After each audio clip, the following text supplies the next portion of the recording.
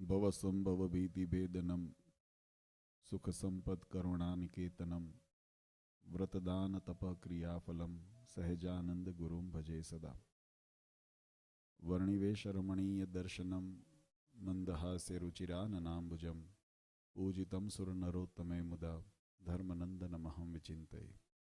ત્વં સુકાંતવૃતમ કાંતમ ત્વં કાંતમ સર્વદોગતમ ત્વં ગતે દ્વે ગદેવત્વમ ત્વં વંદે ભક્તિકાસુતમ.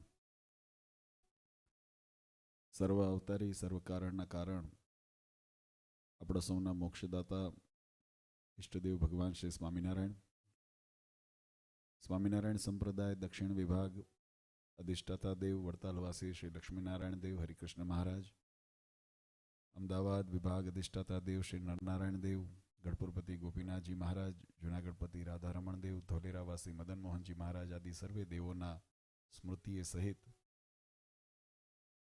શિકાગોનું વડતાલ ધામ એવા આપણા વિલિંગ મંદિરના પાટોત્સવની પૂર્વ સંધ્યાએ સભામાં ઉપસ્થિત ધર્મકુળ આશ્રિત વાલા સર્વે અમારા સંતો પાર્ષદો, શ્રીજીના લાડીલા ધર્મકુળ આશ્રિત વાલા સર્વે સત્સંગી હરિભક્તો, સર્વ ધર્મ પ્રેમી સજ્જનો, સર્વ મોક્ષ ભાગી જીવાત્માઓ, દરેક ભક્તજનોને અમારા હૃદયપૂર્વક જય સ્વામિનારાયણ. વાલા ભક્તો, આજે વડતાલ ધામ વિલિંગને આંગણે ખૂબ આનંદનો ઉત્સવ આપણે સૌ માણી રહ્યા છીએ. આમ તો પાટોત્સવ દર વર્ષે આપણે ભાવથી ધામધૂમથી અને વેદોક્ત વિધિથી શાસ્ત્રોક્ત વિધિથી ભગવાનની મહાપૂજા, અન્નકોટ, અભિષેક આદિ અનેક ઉત્સવોના માધ્યમથી કરીએ છીએ. સાથે સાથે આપણા સંપ્રદાયના યુવાનો, બાળકો પોતાની કાલી ગયેલી ભાષામાં સાંપ્રદાયિક જે સંસ્કારના સિંચનના ભાગ રૂપે સાંસ્કૃતિક કાર્યક્રમ વગેરે પણ ખૂબ ઉત્સાહથી કરે છે. આ બધા જે આપણે ઉત્સવના માધ્યમથી ભગવાનને રાજી કરવાનો દાખલો કરે છે. આજે પણ સુંદર સવારે ધર્મકુળના કુળદેવ એવા હનુમાનજી મહારાજનું મહાપૂજાના રૂપમાં પૂજન કર્યું અને અત્યારે પછી ભગવાનના દિવ્ય આવરણો સહિત મહાપૂજાનું સુંદર આપણે બધાએ અહીંયા આગળ લાભ લીધો. શાસ્ત્રોની અંદર ભગવાનની પૂજા વિધિનું વિધાન એ જીવાત્માના પ્રારબ્ધને અને મનોરથને પૂર્ણ કરવાને માટે, પ્રારબ્ધ સુધારવાને માટે એનો ખૂબ મહિમા બતાવ્યો છે. આપણે ગઈકાલે પણ આ વાત જોઈ હતી. જગત સંબંધી જીવાત્મા જે જે કર્મ કરે છે એ કર્મ જીવાત્માને મોહ અને માયાની અંદર બાંધે છે. જ્યારે ભગવત સંબંધી જ્યારે જીવાત્મા કર્મ કરે છે ત્યારે એ જગતના વિષય વાસના અને મોહ માયાથી મુક્ત થઈને એ જીવાત્મા પોતાના બ્રહ્મરૂપ એટલે કે શાશ્વત સ્વરૂપને, પોતાને આત્મ સ્વરૂપને દ્રઢ કરીને એ શાશ્વત એવા પરમાત્માના સુખની અનુભૂતિ કરે છે. આ સંસારની અંદર ભગવાનનો રાજીપો જીવાત્માને કેમ પ્રાપ્ત થાય? આપણે ઘણી વખત અમે પ્રવચનની અંદર કહેતા હોઈએ, સંતો કથાની અંદર આ વાત કરતા હોઈએ કે ભગવાનનો રાજીપો છે એ જીવાત્માને સર્વ પુરુષાર્થની સિદ્ધિને પ્રાપ્ત કરાવનારો છે. પણ એ બે રીતે ભગવાન એને પ્રાપ્ત કરાવે છે. એક, જીવાત્માના કર્મને આધીન થઈને. જે જીવાત્માએ સદ અસદ જે કર્મ કર્યા હોય, શાસ્ત્રનો સિદ્ધાંત છે અવશ્યમેવ ભોક્તવ્યમ કૃત કર્મ શુભાશુભમ. જીવાત્મા જાણે અજાણે જે કર્મ કરે છે એ કર્મના ફળને જીવાત્મા ભોગવવા માટે બંધાય છે ને ભગવાન એને કર્મના ફળને આપનારા છે. આ વાત એટલા માટે આપણે સમજવી પડે. ઘણી વખત ભગવાનના આશ્રિત ભક્ત પોતાના જીવનની અંદર કોઈ વખત વિપરીત પરિસ્થિતિ નિર્માણ થઈ હોય ત્યારે એનો દોષ એ પરમાત્મા ઉપર આપણે ઢોળતા હોઈએ છીએ કે ભગવાને મારી સાથે આવું કેમ કર્યું. આ સંસારનો એક ક્રમ છે, માનવતાની એક વિચાર શક્તિ છે કે આપણા જીવનની અંદર જ્યારે કોઈ અઘટિત ઘટના બને ત્યારે આપણે મનમાં શંકા ઉત્પન્ન થાય કે ભગવાને મારી સાથે આવું કેમ કર્યું, મારી સાથે મારા માટે દુઃખ કેમ આવ્યું, મારા માટે આ કસોટી કેમ આવી. પણ ભગવાન સ્વામિનારાયણે વચનામૃતની અંદર એક બહુ સુંદર સિદ્ધાંત બતાવ્યો. મહારાજ કે જીવનની અંદર જે ભક્ત અમારા આશ્રય થયા છે એ ભક્ત ઉપર અમે કાળ કર્મ અને માયાનો હુકુમ થવા દેતા નથી. આ વાતને બહુ સમજવા. ભગવાનને કરતા અકર્તા અન્યથા કરતા આપણે સમજાવ્યા, શાસ્ત્રોએ બોધિત કર્યા. દરેક જીવાત્માને કર્મનું ફળ પરમાત્મા આપનારા છે એ સિદ્ધાંત આપણને શાસ્ત્રો સમજાવે છે. તો શાસ્ત્ર એમ કહે કે ભગવાનને કરતા હરતા જાણીને જીવાત્મા ભગવાનના મહિમાએ સહિત જે કર્મ કરે છે એ કર્મ જીવાત્માને ભગવાનના પરમ આશ્રિત બનાવે છે. અને મહારાજે પોતે બિરુદ એવું આપ્યું કે અમારો જે આશ્રિત થયો હોય એના ઉપર અમે કાળ કર્મને માયાનો હુકુમ થવા દેતા નથી. અર્થાત એને માત્ર કાળ કર્મને માયાને હવાલે કરતા નથી. પૂર્વે જીવાત્માએ જે કર્મ કર્યા હોય એ કર્મના ફળ સ્વરૂપે જીવાત્માના જીવનની અંદર કદાચ કોઈ દુઃખ કે કષ્ટ લખ્યું હોય તો મહારાજ કે અથવા તો કોઈ એવા દંડ દેવાનો પણ લખ્યો હોય, કોઈ એવા અપરાધની શિક્ષા કરવાનું પણ લખ્યું હોય, મહારાજ કે એને અમે શિક્ષા અથવા તો અમે દંડ દઈએ છીએ અથવા તો એ કર્મનું ફળ અમે આપીએ છીએ. પણ કેવી રીતે? કે એના કર્મને ધોઈને એને શાશ્વત એને શુદ્ધ કરીને અમે અમારા શરણે લઈને અમારા ધામનો અધિકારી બનાવીએ ને એ માટે કષ્ટ આપીએ છીએ. આ જીવનના સિદ્ધાંતને ભગવાનની કૃપા સાથે જો જીવાત્મા સમજે તો જેવા રૂપે જીવાત્માને જેવા યોગની પ્રાપ્તિ જાય, જેવી પરિસ્થિતિની પ્રાપ્તિ થઈ હોય એની અંદર એને ભગવાનનો દ્રઢ આશ્રય હંમેશા દ્રઢ રહે છે. જો ભગવાનનો યથાર્થ મહિમા ન સમજ્યા હોય, મહારાજે 3 પ્રકારના ગુણ, આમ તો કથાની અંદર વચનામૃતની અંદર મહારાજે બહુ સુંદર વિસ્તારથી બતાવ્યું છે. જ્ઞાની કોણે કહેવાય, ઉત્તમ જ્ઞાની કોણે કહેવાય, મધ્યમ જ્ઞાની કોણે કહેવાય, કનિષ્ઠ જ્ઞાની કોણે કહેવાય, આ બધા વિભાગ મહારાજે શાસ્ત્રની અંદર સમજાવ્યા છે. જ્યારે ભગવાનના ઐશ્વર્ય પ્રતાપના દર્શન કરે, ભગવાનની અલૌકિક કથાનું શ્રવણ કરે, ભગવાનના એવા ચમત્કારોના, મહારાજના એવા ઐશ્વર્યના દર્શન જ્યારે કરે ત્યારે અહોભાવ થાય. અને ઘણી વખત જ્યારે ભગવાનને માનુષી ચરિત્ર જોવે, ભગવાનના માનુષી લીલાઓને જોવે, ભગવાનની અંદર પ્રતીતિ ન હોય તો એની અંદર ન્યૂનતા આવી જાય, એમાં અભાવ આવી જાય, એવા પણ પ્રસંગો બનતા હોય. એટલે એ પ્રમાણે ઉત્તમ, મધ્યમ ને કનિષ્ઠ એવી સમજણ મહારાજે બતાવી. પણ એની અંદર જે દ્રઢતા છે એ મહારાજ કે ભગવાન પોસાય એવા ચરિત્ર કરે અથવા તો જીવનની અંદર જીવાત્માને પોસાય એવા સુખ દુઃખ આપે, પણ ભગવાનના આશ્રયની અંદર ફેર ન પડે ત્યારે માનજો કે એના ઉપર ભગવાનનો પૂર્ણ રાજીપો છે. જો સમય પરિસ્થિતિની અંદર આપણા વિચારો પરિવર્તિત થઈ જાય, સુખ દુઃખના કારણે આપણા વિચારો પરિવર્તિત થઈ જાય, આપણા સ્વાર્થની સંતુષ્ટિ થાય તો ભગવાન મહિમા સમજાય, સ્વાર્થની સંતુષ્ટિ ન થાય તો ભગવાનનો માર્ગ મુકાઈ જાય, તો માનજો કે હજુ ભગવાનના નિષ્ઠાની અંદર એટલી ખામી છે. ભગવાન કૃષ્ણચંદ્રે ગીતાની અંદર કીધું, તેષામ સતત યુક્તાનામ ભજંતામ પ્રીતિપૂર્વકમ દદામી બુદ્ધિ યોગમ તમ યાંતિ તે. ભગવાન કહે છે કે હું અમારા આશ્રિતોને માટે અમારો રાજીપો જ્યારે અમે ઠાલવીએ, અમારો રાજીપો એના ઉપર ઉતારીએ ત્યારે અમે એને કેવી સ્થિતિ આપીએ? તો કે દદામી બુદ્ધિ યોગમ તમ, કે હું એવા ભગવાનના ભક્તને, ભગવાનની કે મારી પ્રાપ્તિ થાય એવું એને બુદ્ધિને યોગ આપું છું. ભગવાન સ્વામિનારાયણ એક વખત કાર્યાણીની અંદર મહારાજ બિરાજમાન હતા અને મહારાજે પોતે સ્વયં મહારાજને ભક્તોને પ્રશ્ન, સંતોને પ્રશ્ન કર્યો. મહારાજ કહે કે આપણા શાસ્ત્રોની અંદર એમ ઉલ્લેખ કરવામાં આવ્યો કે આ ધરા ઉપર પરમાત્માનો અવતાર એ જીવાત્માના કલ્યાણને અર્થે થાય છે અને આ શાસ્ત્ર સંમત વાત છે. શાસ્ત્રોની અંદર દરેક પર અનંત જીવાત્માના કલ્યાણને અર્થે ભગવાન આ ધરા ઉપર આવે છે એમ શાસ્ત્રમાં ઉલ્લેખ છે. મહારાજે આની અંદર શંકા, એટલે કે સમજવા માટે, એનો મહિમા સમજાવવા માટે મહારાજે એમાં પ્રશ્ન કર્યો. મહારાજ કે એનો અર્થ એવો થયો, ભગવાન આ ધરા ઉપર જો જીવાત્માના કલ્યાણને અર્થે આવતા હોય તો શું આપણે એમ સમજવું કે ભગવાન પોતાના અક્ષરધામમાં રહ્યા થકા એ જીવાત્માનું કલ્યાણ કરવા સમર્થ નથી?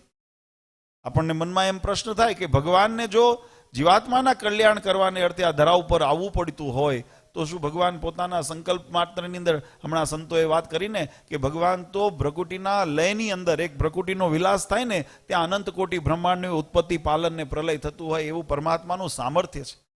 ભગવાનના સંકલ્પ માત્રથી, બ્રહ્મના સંકલ્પ માત્રથી, અક્ષરના સંકલ્પ માત્રથી ઉત્પત્તિ, પાલન, પ્રલય થતા હોય ત્યારે પરમાત્માને ભગવાન પોતાના ધામમાં રહ્યા થકા જીવાત્માના કલ્યાણને માટે સમર્થ કેમ ન હોય? અને મહારાજ કે જો એ કરવા સમર્થ છે તો પછી અવતાર ધરવાનું પ્રયોજન શા માટે છે? ભગવાનને આપણને આ મૂર્તિમંત આપણને શા માટે પરમાત્માને મળવા આવવું પડે?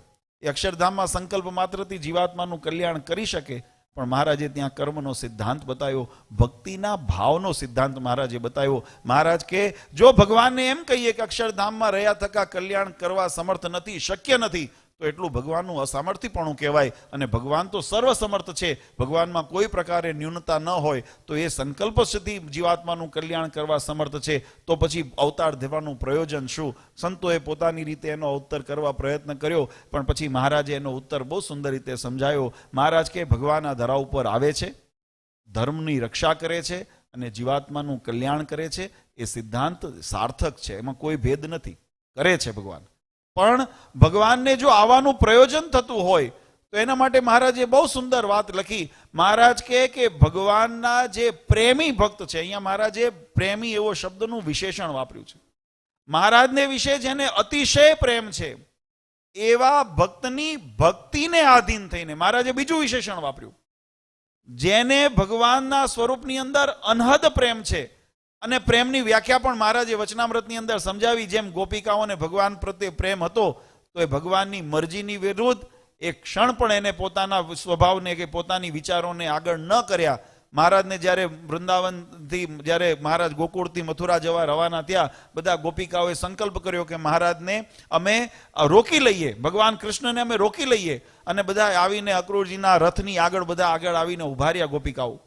પણ ભગવાનની નજરમાં જોયું કે ભગવાનની જવાની ઈચ્છા હતી, તો એક શબ્દ બોલ્યા નહીં, બધા સાઈડ ઉપર ખસી ગયા. ભગવાનનો રથ જ્યારે ત્યાંથી વહી ગયો અને ધૂળની ડમરીની અંદર એ ભગવાનનો રથ અલોપ થઈ ગયો, ત્યાં દરેક ગોપિકો મૂર્છા ખાઈને ત્યાં પડી ગઈ, પણ ભગવાનને રોક્યા નથી. કેમ? કે ભગવાનને ગમતામાં રહેવાની બધા એમની નિષ્ઠા હતી. અને મનમાં વિચાર્યું કે જો કદાચ અમે ભગવાનના વાણીથી, ભગવાનના વચનથી, ભગવાનની ઈચ્છાથી જો ઉપરવટ જશું, તો ભગવાનને અમારા પ્રત્યે જે પ્રેમ છે ને એ પ્રેમ ઓછો થઈ જશે. આ પ્રેમનું લક્ષણ મહારાજે બતાવ્યું. અને મહારાજે એટલા માટે વિશેષણ બતાવ્યું કે ભગવાનને વિશે જે ભક્તને અતિશય પ્રેમ છે એવા ભક્તની ભક્તિને આધીન થઈને, એવા ભક્તના ભક્તિ એટલે કર્મ પ્રદાન કર્યું. મહારાજે જો ભગવાનની કૃપા છે ને, કૃપા સાધ્ય જ છે. સાધનથી કોઈ દિવસ ભગવાન પમાતા નથી. કોઈ એવો ફાંકો રાખે ને કે અમે દાન, પૂન, વ્રત, તપ ઇત્યાદિ સાધન કરીને ભગવાનને વશ કરશું, ભગવાન એમ વશ થતા નથી. ભગવાન તો કેવળ જીવાત્માના ભાવ, પ્રેમ અને કરુણાથી વશ થાય છે. અને એ સિદ્ધાંતને બતાવવા મહારાજે આ બંને વિશેષણ વાપર્યા. જેને ભગવાનમાં અનહદ પ્રેમ હોય, પ્રેમનો ભાવ સમર્પણનો હોય, પ્રેમનો ભાવ પોતાના પીયુની મરજીમાં વર્તવાનો હોય, એવો જે ભગવાનનો ભક્ત હોય, એની કરેલી ભક્તિ એટલે કે એને જે સત્કર્મ, ભક્તિ, સેવા, પૂજા આદિ જે કરેલી છે એને આધીન થઈને, મહારાજે ત્યાં શબ્દ વાપર્યો આધીન થઈને, એને વશ થઈને અને ભગવાન આ ધરા ઉપર પધારતા હોય છે. પછી એના બે પ્રયોજનો પણ મહારાજે વચનામૃતની અંદર લખ્યા. મહારાજ કે એવા ભક્તના પહેલું એના મનોરથ પૂર્ણ કરવાને માટે, એના ભાવને પૂર્ણ કરવાને માટે, કોઈને સખા ભાવે ભગવાનને ભક્તિનો સંકલ્પ હોય, કોઈને ભગવાનના દાસ ભાવે ભક્તિનો સંકલ્પ હોય, કોઈને પિયુ ભાવે ભગવાનની ભક્તિનો સંકલ્પ હોય, તો એ તમામ પ્રકારના સંકલ્પ, કારણ કે પરમાત્માનું સ્વરૂપ કેવું છે, હમણાં જ્ઞાન સ્વામીએ વાત કરીને આમાં ઘણા બધાને હું જોતો હતો, તત્વજ્ઞાનની વાત આવી, બ્રહ્માંડોની ઉત્પત્તિ, પાલન, જ્યારે એની રચનાની વાત આવી, અને તમારે નહીં ઘણા મોટા અમારા જેવા નહીં, પણ એમાં જ્યારે બહુ ઊંચું હાઈ જાય ને એટલે ધીમું પડવું પડે, કારણ કે એ વિષય એવો છે.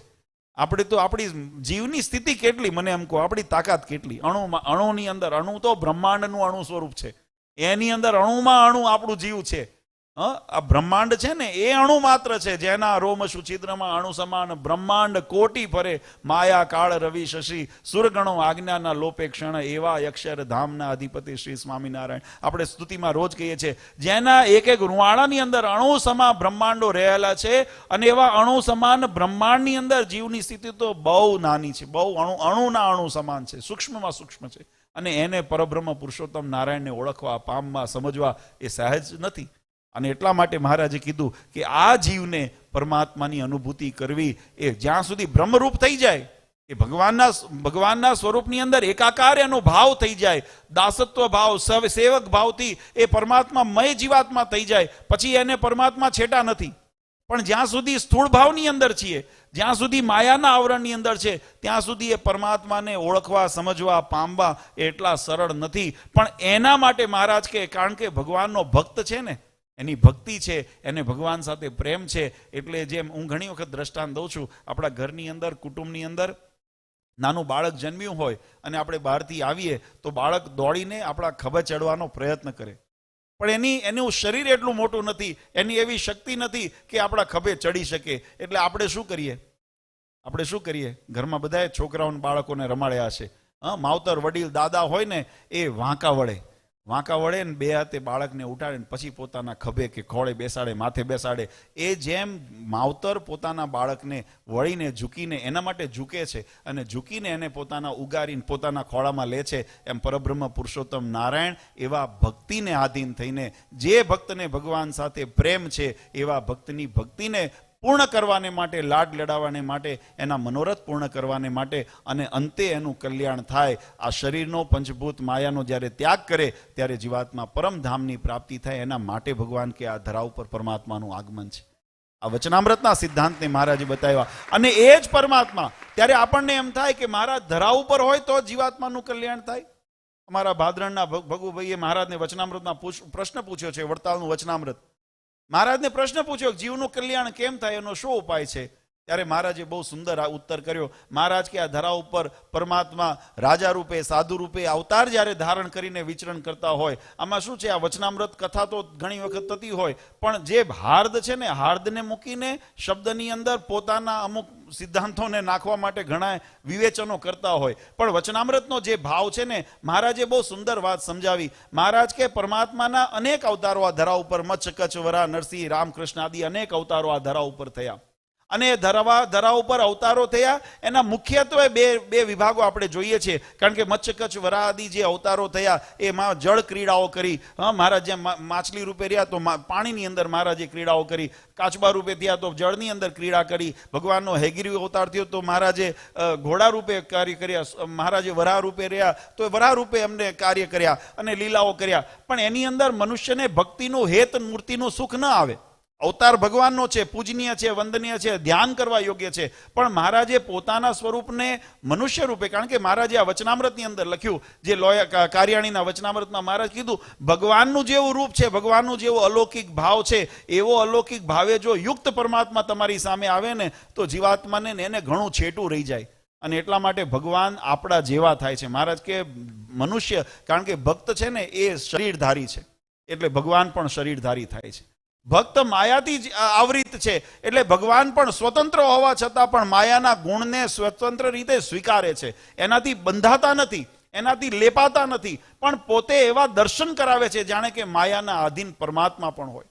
ભગવાન પોતે મનુષ્ય જેવા ચરિત્રો કરે, આપણી જેમ ભૂખે લાગે, તરસે લાગે. હમણાં બાળલાલજીએ ચરિત્ર કીધું ને ઘનશ્યામ મહારાજનું, એવા અનેક ચરિત્રો છે જ્યાં મહારાજ કે અમને પીડા છે, અમને કષ્ટ છે, મહારાજ મંદવાળ ગ્રહણ કરે. મહારાજ દરેક રીતે જે મનુષ્યને ક્રિયા થાય એ ભગવાનને થવા સંભવ નથી.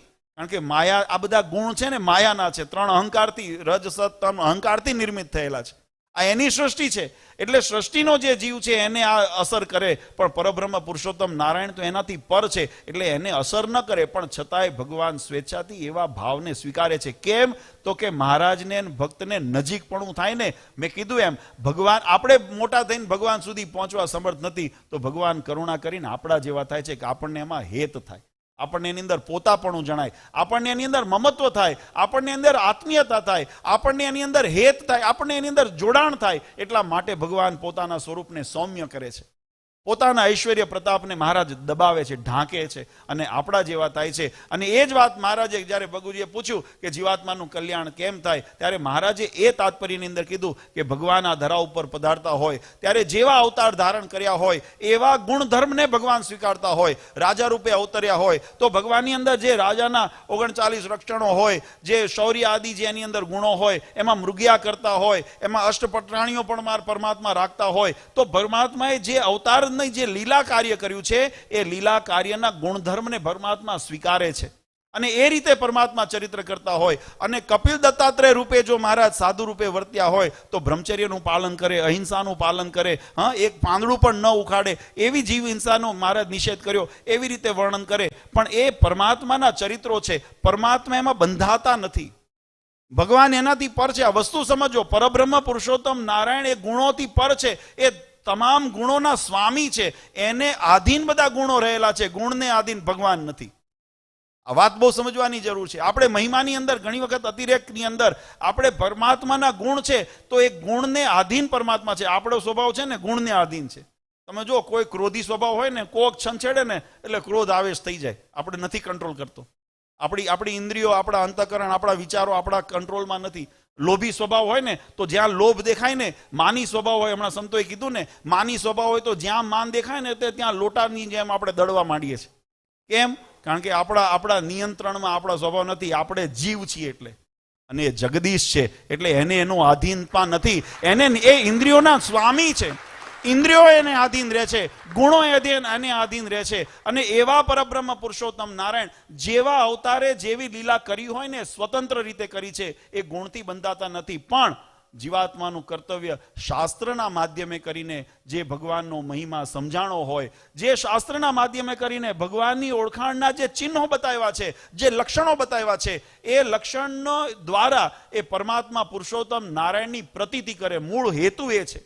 ચાહે રાજા રૂપે પરમાત્મા ચરિત્ર કરતા હોય, ચાહે મચ્છકચ્છ વરાદી રૂપે મહારાજ ચરિત્ર કરતા હોય, ચાહે કપિલ દત્તાત્રેય રૂપે ચરિત્ર કરતા હોય, પણ એની અંદર ઐશ્વર્ય હોય ને હોય. અને એ ઐશ્વર્યને ઓળખે. અહીંયા કહેવાનો ભાવ વચનામૃતનો એવો છે કે એવા ઐશ્વર્યને ઓળખીને એ પરમાત્માની અંદર પ્રતીતિ કરે, વિશ્વાસ કરે, એની સાથે સંબંધ જ્યારે દ્રઢ કરે ને, એની નિષ્ઠા દ્રઢ કરે ને, અને પછી મહારાજે બીજો શબ્દ વાપર્યો, એનો આશ્રય કરે, ત્યારે જીવાત્માનું કલ્યાણ થાય. આ સિદ્ધાંત વચનામૃતની અંદર મહારાજે બતાવ્યો. તરત આપણને મનમાં પ્રશ્ન થાય કે આ તો મહારાજ અહીંયા પૃથ્વી ઉપર ચરિત્ર કરતા હોય ત્યારનો પ્રશ્ન છે, ત્યારે મહારાજને આવા સમાગમ થાય. એટલે મહારાજે તરત બીજો ઉત્તર કર્યો. મહારાજ કે પરમાત્મા જ્યારે પોતાની લીલા સંકેલીને મનુષ્ય ચરિત્ર ન કરતા હોય ત્યારે મહારાજ કે ભગવાનને મળેલા એટલે કે જેને પરમાત્માનો આત્મીયતાથી એકાત્મ ભાવ કરેલો છે. મળેલા એટલે ખાલી હાય હેલો કરેલા નહીં. મળેલાનો અર્થ તો બે રીતે થાય ને. આપણે ટ્રેનમાં, બસમાં જતા હોઈએ, અહીંયા પ્લેનમાં જતા હોઈએ, ગાડીમાં જતા હોઈએ, રસ્તામાં કોઈ આપણને મળ્યું તો મળ્યા તો એને છે. તો એ મળ્યા નથી. મહારાજે જે મળ્યા શબ્દ કીધો ને એનો ભાવ સમજવાની જરૂર છે. જેને ભગવાનને પોતે સમર્પિત થયા છે અને ભગવાનને પ્રેમથી વશ કર્યા છે, એવા જે પરમાત્માને એકાંતિક સંતો હોય, મહારાજ કે એનો આશ્રય કરે ને, એનો સમાગમ કરે. કેમ? કારણ કે એનાની એ સંતોને પરમાત્માને રીઝવવાના ગુણ છે. અને એવા ગુણ જો તમારામાં આવે તો તમારે પણ આધીન પરમાત્મા તમારે પ્રેમને વશ થાય. એટલે મહારાજ કે એનું પણ જો સમાગમ કરે, એનો આશ્રય કરે ને, તો જીવનું કલ્યાણ સહેજે થાય. આ બીજો ઉપાય બતાવ્યો.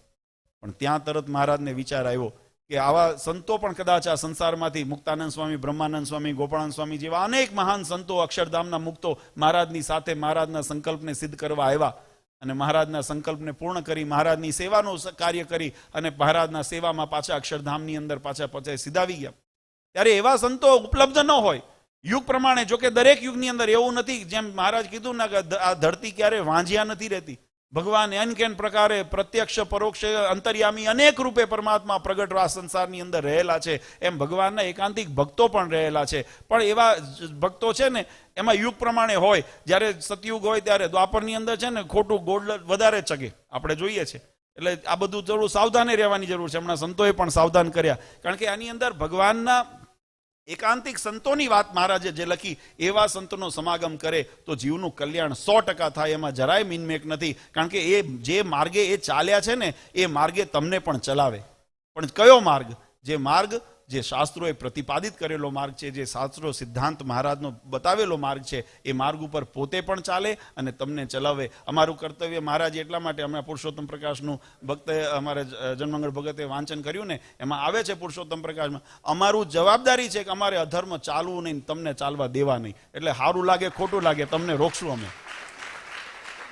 અમને એમ લાગે કે તમે ધર્મના માર્ગથી ચલાયમાન થાવ છો, પછી સારું લાગે કે ખોટું લાગે. ડોક્ટર સાહેબ બેઠા છે, દવા ડોક્ટર પછી કે કડવી લાગે છે તો ડોક્ટર દવા આપવાનું બંધ કરી દે.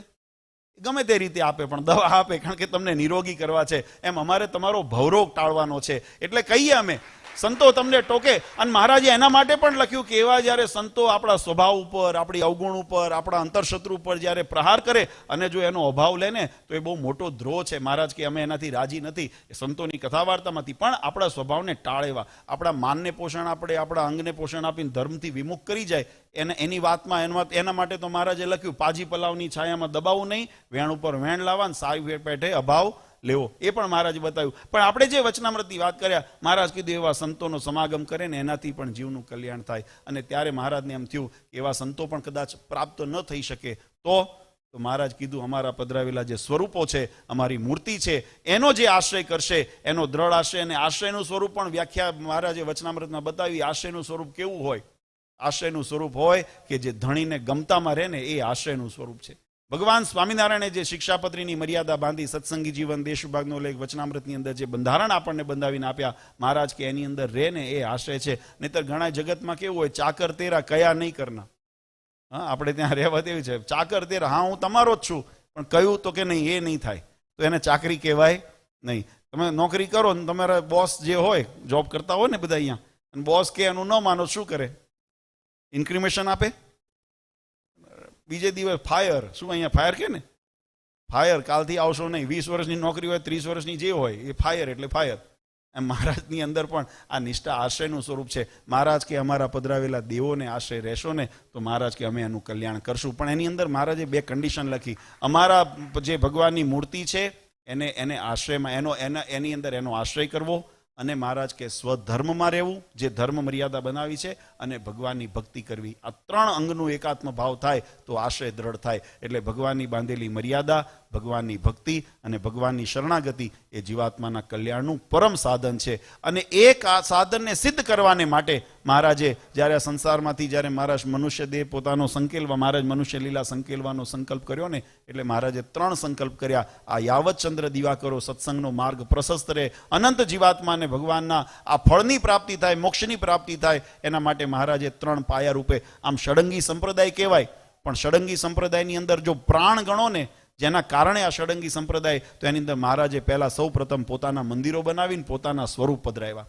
આ સ્વરૂપ મહારાજ કીધું અમારું પ્રગટ સ્વરૂપ છે, આનો આશ્રય કરશે એટલે પ્રગટ અમારો આશ્રય કર્યા બરાબર છે. બીજું અંગ મહારાજે બીજો સંકલ્પ કર્યો કે અમારા જે શાસ્ત્રો છે, શિક્ષાપત્રી, વચનામૃત આદિ જે શાસ્ત્રો છે, મદ રૂપમિતિ મદ વાણી, આ મારા વાણી સ્વરૂપ છે, એ પણ મારું પ્રગટ સ્વરૂપ છે. આ મૂર્તિ જેમ ભગવાનનું પ્રગટ સ્વરૂપ છે, જેમ મહારાજ કીધું ને કે ભક્તના ભાવને આધીન થઈને ભગવાન એવા રૂપને લે છે, એમ ભગવાનની અર્ચા સ્વરૂપ, મૂર્તિ સ્વરૂપ પણ એક ભગવાનની ભક્તિનો રૂપ જ છે. આ મૂર્તિને એમ ન માનશો કે બીજા છે. જેમ ગઈકાલે પણ અમે કીધું, વચનામૃતની અંદર મહારાજ કીધું, અક્ષરધામમાં જે રહેલું રૂપ છે, અક્ષરધામની અંદર દ્વિભૂત સાકાર મૂર્તિ છે, અને આ ધરા ઉપર ભગવાન રામકૃષ્ણ કે ભગવાન સહેજાનંદ સ્વામી રૂપે પધાર્યા, તો એ રૂપ જુદું છે ને આ રૂપ જુદું છે એવું નથી. મહારાજ કે આ એ જ રૂપ અહીંયા આવ્યું છે. અને એ જ મહારાજે પાછું પુનઃ કીધું કે અમે અક્ષરધામની અંદર જે સ્વરૂપે છીએ એ તમને નયન ગોચર જે છે, તમારી સામે છીએ એ છે, અને અમે તમને જે સામે દેખાઈએ છીએ ને એ જ આ મૂર્તિમંત છે. એટલે એની અંદર મહારાજે એકાત્મ ભાવ બતાવ્યો. આ મૂર્તિ સ્વરૂપે મહારાજનું રૂપ ભક્તને ભાવને આધીન થઈને, ભક્તિને આધીન થઈ મહારાજ આપણી વચ્ચે અખંડ રહેવા માગે છે. પણ પ્રકૃતિના નિયમ છે એટલે શરીરથી મહારાજ ન રહી શકે, કદાચ એ સ્વતંત્ર છે. પણ મેં કીધું ને, પ્રકૃતિના ધર્મને ભગવાન પોતે સ્વેચ્છાથી સ્વીકારે છે. એટલે પ્રકૃતિના નિયમને આધીન મહારાજ આ સંસારમાંથી મનુષ્ય લીલા તો સંકેલી, પણ મહારાજે પોતાના કૃપાને નથી સંકેલી. મહારાજે કૃપાનું રૂપ બદલી નાખ્યું. મહારાજ કે અત્યાર સુધી અમે હાલતા ચાલતા બોલતા આવા શરીર રૂપી તમારી સન્મુખ હતા, હવે અમે લક્ષ્મીનારાયણ દેવ, હરિકૃષ્ણ મહારાજ, નરનારાયણ દેવના રૂપમાં તમારી સન્મુખ અમે બેઠા છીએ. અમે શિક્ષાપત્રી વચનામૃતના રૂપની અંદર તમારી સામે બેઠા છીએ. અને ત્રીજું મહારાજે સંકલ્પ કર્યો કે આ બંનેનું પ્રતિપાદન કરે, રક્ષણ કરે ને પોષણ કરે. મેં ગઈકાલે પણ વાત કરી હતી, અમારી જવાબદારીમાં 2 આવે છે. અમારા ભક્તોના ધર્મનું રક્ષણ કરે અને ભક્તિની અંદર એને પોષણ મળે, એને પુષ્ટિ થાય, એના માટે મહારાજે ત્રીજો સંકલ્પ કર્યો અને આચાર્ય પદની સ્થાપના કરી. અને મહારાજ કે આ 3 જે વાનાનું જે અંગ બનાવ્યું છે એની અંદર પછી ત્યાગી હોય કે ગ્રહી હોય, એ જે પણ એની અંદર આશ્રયની અંદર આવે. હમણાં સંતોએ વાત કરીને, ત્યાગાશ્રમ કે ગ્રહસ્થાશ્રમ છે ને આશ્રમ વ્યવસ્થા છે. ભક્તિ માર્ગની અંદર એને મહારાજે કીધું, જેમ જીવ છે ને, જીવનું કોઈ રૂપ નથી. જીવ સ્ત્રી નથી, પુરુષ નથી, ગ્રહસ્થ નથી, ત્યાગી નથી, પશુ નથી, પક્ષી નથી, જીવનું કોઈ સ્વરૂપ નથી. એ શરીરનો ધર્મ છે. એમ જે આશ્રમ છે ને એ આશ્રમનો ધર્મ છે, ત્યાગાશ્રમ ને ગ્રહસ્થાશ્રમ. જે જીવની જેવી પ્રકૃતિ હોય એ પ્રકૃતિને આધીન થઈને એના મોક્ષ માર્ગમાં વિઘ્ન ના આવે અને મૂંઝવણ ન થાય એટલે આશ્રમ વ્યવસ્થા કરી છે કે જેને સંસારમાં વૈરાગ્ય હોય, જેને જગતના વ્યવહારની અંદર કોઈ આસક્તિ ન હોય, એવા જીવાત્માને ભગવાન ભજવા હોય તો ત્યાગાશ્રમમાં રહીને ભજી શકે. કોઈ જગતને જીવ ત્યાગી હજુ એટલો બધો વૈરાગ્ય નથી અને જો ત્યાગાશ્રમમાં નાખો તો એમાં મૂંઝાય. હા, આજે ઘણી વખત ઘણા ઉત્સાહમાં આવી જતા હોય છે અમારે સંતોની પાસે, અમારે સાધુ થવું છે ને આવું છે, પણ 5 મહિના 6 મહિના જે કઠણ એમાં કસોટીમાંથી પસાર થવું પડે, એના વ્રત નિયમો પાલન કરવા પડે ને, એટલે એના ધીરજ ખૂટી જાય. તો એના માટે એક પ્રકૃતિ, એનો સ્વભાવ એવો નથી, તો એના માટે ગ્રહસ્થ આશ્રમની વ્યવસ્થા કરી. આ આશ્રમ વ્યવસ્થા તમારા મોક્ષ માર્ગમાં, બાકી ભગવાનની ભક્તિ કરવા માટે બંને આશ્રમની અંદર જીવાત્મા, નહીં તો દાદા ખાચર, પર્વતભાઈ, ઝીણાભાઈનું કલ્યાણ ન થયું. એ બધા ગ્રહસ્થ આશ્રમની અંદર રહીને ભગવાન ભજ્યા અને ભગવાનની ભક્તિ કરી. પણ મેં પહેલું કીધું કે ભગવાનને ધામમાં જવા માટેનું લક્ષણ છે ને, આ એના મહારાજે માપદંડ વચનામૃતની અંદર બતાવ્યું. મહારાજ કે ભગવાનને આશ્રય રહે, પ્રગટ પરમાત્મા બિરાજમાન હોય એને આશ્રય રહે, પરમાત્માના એકાંતિક સંતોના સમાગમમાં રહે એને આશ્રયની અંદર રહે, અને મહારાજ છે અમારા પધરાવેલા દેવો છે એની અંદર નિયમ નિશ્ચય પક્ષમાં દ્રઢ રહીને એને આશ્રય રહે, ભગવાનના સ્વરૂપની અંદર વિશ્વાસ રાખે, ભગવાનની આજ્ઞામાં ધર્મ પાલન છે, એ ભગવાનની આજ્ઞા છે, એ ભગવાનની આજ્ઞાનું પાલન કરતો રહે અને ભગવાનની અનન્ય ભક્તિની અંદર પ્રેરિત રહે. આ 3 અંગ જેને મજબૂત કર્યા છે ને, મહારાજ કે જીવાત્માનું કલ્યાણ થાય, એને આ સંસારની અંદર ભવસાગરમાં તરવું, એને રખડવું ન પડે. આજે એ પ્રાપ્તિ કરાવવા માટે પછી આપણને મનમાં સંકલ્પ થાય, જેમ મહારાજે ચિંતા કરીને કે આવનાર પેઢી માટે શું, તો મહારાજે 6 ધામ બનાવ્યા, શાસ્ત્રો રચ્યા. પછી મહારાજને એવો વિચાર થયો હશે કે આ તો અમે બનાવ્યા, પણ બધાને વડતાલ દોડીને આવવું હોય તો અઘરું પડે, બધાને અમદાવાદ જવું હોય, છપી આદિ જે ધામમાં જવું હોય તો અઘરું પડે. તો મહારાજે બીજી વ્યવસ્થા પણ મહારાજ છેવટે કરતા ગયા. મહારાજ કે કોઈ હરિભક્તને, આપણે પ્રસાદીનો પત્ર છે ને, કોરોના કાળની અંદર આપણે વાંચ્યો તો, કોઈ હરિભક્તે જેને પ્રશ્નોત્તરીની અંદર જ્યારે સાંભળ્યો હશે તો ખ્યાલ હશે, મહારાજનો એક પ્રસાદીનો પત્ર છે, એટલે એમને વ્યવસ્થા કરી. મહારાજ કે અમારે જે કરવું હતું એ તો અમે કર્યું, પણ છતાંય જો ભવિષ્યની અંદર કોઈ ભક્તોને એવો ભાવ થાય, કોઈને ભગવાને એવી સગવડ આપી હોય, શક્તિ આપી હોય અને એવી ઈચ્છા હોય કે અમારે પણ અમારા મોક્ષના કાલે અમારે સેવાનો લાભ લેવો છે અને અમારે કંઈક અમારે ભક્તિનું અંગ અમને મજબૂત થાય, એના માટે સ્થાન ઊભું કરવું છે, તો મહારાજ કીધું કે તમારા ગામમાં, તમારા શેરીની અંદર, તમારા જે પણ સ્થાન હોય ત્યાં તમે નાનું એવું હરિમંદિર બનાવી શકો. અને ત્યાં અમારા સ્વરૂપોને, પહેલા મહારાજ કીધું શિક્ષાપત્રી પધરાવીને, છતાંય કદાચ કોઈને મૂર્તિ પધરાવી હોય તો એની પણ મહારાજે વ્યવસ્થા કરતા ગયા કે આચાર્યણ દત્તવ્યમ યશ્ય તેન પ્રતિષ્ઠિતમ કૃષ્ણ સ્વરૂપમ તત્સેવ્યમ. મહારાજ કે અમારા આચાર્ય જે મૂર્તિ પ્રતિષ્ઠા કરીને આપે ને એનું તમે સેવન પૂજન કરજો, એ અમારા તુલ્ય તમારે પૂછે. આ ભગવાન સ્વામિનારાયણનું બંધારણ ને સિદ્ધાંત છે. આ સિદ્ધાંતને અનુસરી અને આપણે ખરેખર ભાગ્યશાળી છીએ. નહીં તો આ તો ભોગવિલાસની ભૂમિ છે. હું આ ભૂમિની ટીકા નથી કરતો, કોઈ એવું ન માને કે અહીંયા જે દેશમાં આવ્યા એ દેશનું ખંડન કરે છે. એ એની પ્રકૃતિ છે, એનું ખંડન નથી. એક પ્રકૃતિ દરેકની પોતાની હોઈ શકે, પણ આપણે ભાગ્યશાળી એટલા માટે છીએ કે આવી ભૂમિની અંદર પણ આપણને કલ્યાણનું, આશ્રયનું સ્થાન મળ્યું છે. એ આપણા માટે મોટી વાત છે.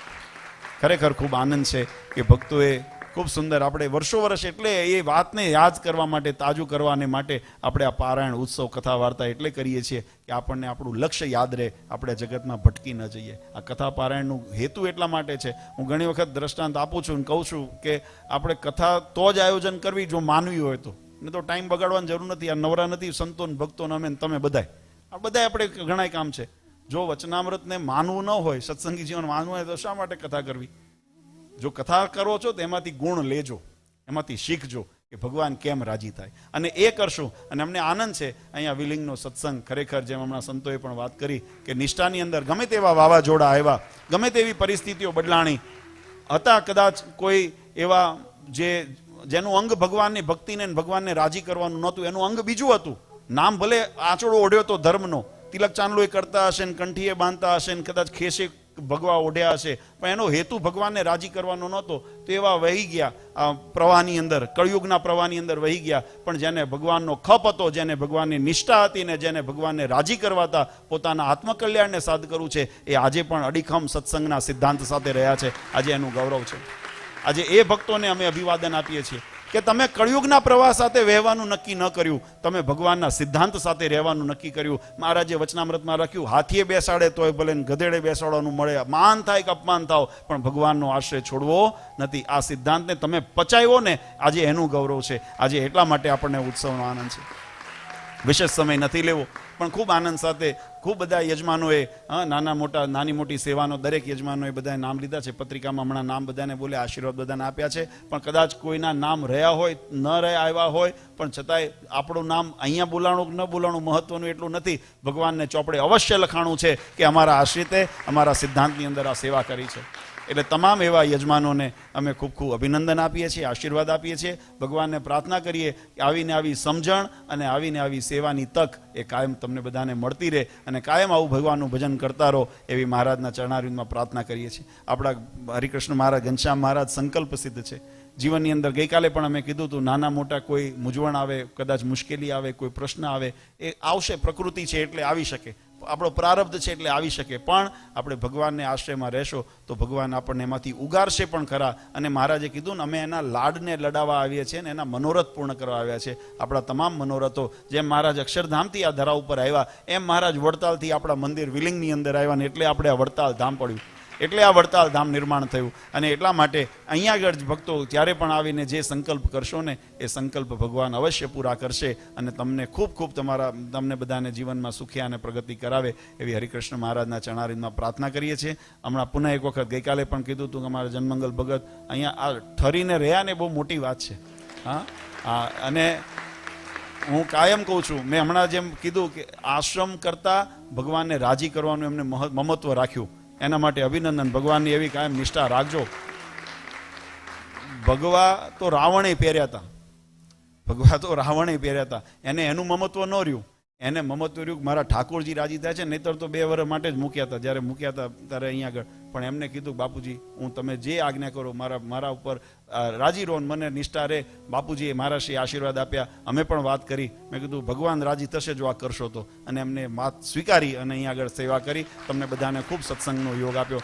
અમારા સંતોએ પણ, કારણ કે હમણાં જ્ઞાન સ્વામી કીધું ને ઓછા છે, એટલે જેટલી જવાબદારી અમને ઘણી વખત દુખતા હરિભક્તોને હું કહું કે ભાઈ મારી પાસે થોડા છે, તમે એને દોઈ નીચોઈ ન નાખશો, થોડું એને શ્વાસ રહેવા દો. અમે બને ત્યાં સુધી અમને મોકલીએ છીએ બધે જ્યાં પણ, બધી જગ્યાએ. આપણો સત્સંગ કેવડો મોટો છે, દ્વારકાથી કલકત્તા અને કાશીથી કન્યાકુમારી સુધી ભારતની અંદર અને ભારતની બહાર તમારા આ વિદેશોની અંદર આપણો સત્સંગ પથરાયેલો છે. દરેક જગ્યાએ અમે જો પ્રયત્ન કરીએ. આમાં કેવું છે કે જેમ સંતો કહેતા ને કે જાજા જનોનો તો સુકાળ છે, પણ જ્યાં કે દેખ હૈયા ઠરે આખો હે દુકાળ, એમ પોતાને પૂજાવનારા તો અઢળક પડે છે ભગવા પહેરીને, એની અંદર પણ માલ નથી, એ જીવાત્માનું કલ્યાણ ન થાય. ભગવાન સાથે જોડનારા આવા મારી પાસે થોડા ઘણા છે, તો થોડીક મર્યાદામાં રહીને એ પણ ખૂબ મહેનત કરે છે. હમણાં અહીંયા આવવાનું થયું એના 15 દિવસ પહેલા બધા કથાઓમાં હતા. અઠવાડિયા પતાવીને બીજે દિવસે હવે પોટલા બિસ્તરા બાંધ્યા. મેં કીધું આપણે જવું પડશે, દોડાદોડ કરવી પડશે, પણ સંતોએ ખૂબ, એટલે એમને પણ ખૂબ ખૂબ અંતરથી આશીર્વાદ આપીએ. ભગવાન આવીને આવી નિષ્ઠા કાયમ રાખે અને દરેક હરિભક્તોને અબાલ વૃદ્ધ, અમારી એની કમિટીના મેમ્બર્સને બધાને ખૂબ ખૂબ અભિનંદન આપીએ છીએ. કે નહીતર શું છે કે ઘણી વખત સ્થાન છે ને, બાપુજી અમારા કાયમ કહેતા કે પીઠ અથવા સત્તા છે ને રાવણની ગાદી જેવું છે. ઓલા વિભીષણ આખી જિંદગી ભગવાન રામની સેવા કરી, ભગવાન પોતાના ભાઈનો ત્યાગ કરીને અને ભગવાન રામના શરણે રહ્યા. પણ જ્યાં લંકેશ બન્યા ને, એવું રામાયણમાં એવું લખ્યું છે કે જ્યારે લંકેશ બન્યા ને એટલે ભગવાનને માટે અહંકાર આવ્યો. ભગવાન રામને કે ક્યાં છે ભગવાન, કોણ રામ, એવું કીધું. કેમ? એ ગાદી રાવણની ગાદી જેવું છે. એટલે વહીવટની અંદર આવે ને એટલે પછી માન અહંકાર આવે. પણ અમારા અહીંના કમિટીના મેમ્બર્સને અમે અભિનંદન આપીએ છીએ કે તમે દાસ બનીને સેવા કરો છો ને, એવી કાયમ દાસ બનીને સેવા કરજો. એવી કાયમ. કાલનો દિવસ આપણા માટે આ બધું, આમ તો જો કે મારે કાલે કેવું હતું, પણ મને એવું થયું કે કાલે સવારથી આપણે ભગવાનનો અભિષેક, અન્નકોટ વગેરે આખો